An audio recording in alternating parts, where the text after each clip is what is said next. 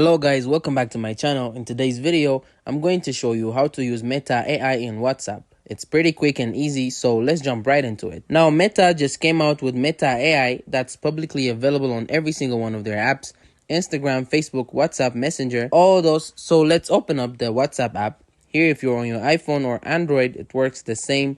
Now, you might not see this initially if you don't update the latest version, so you need to head into the App Store or Google Play Store and let's type in WhatsApp and make sure that WhatsApp Messenger is updated. If it says update, just update to the latest version so that you'll get the Meta AI. After you have done that, let's go back into WhatsApp.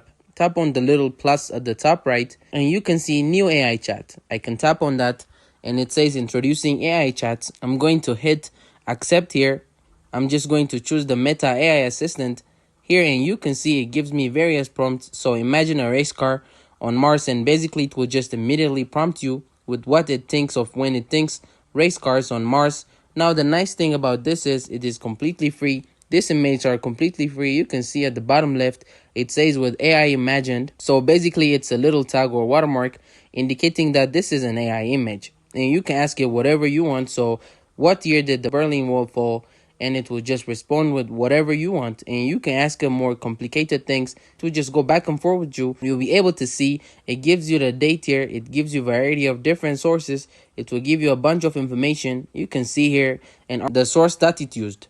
Basically, it's your own personal assistant within WhatsApp. Now you can also use this in other people's chats that was generated by AI in my WhatsApp message. I hope this helps. If it did, don't forget to like and subscribe to my channel.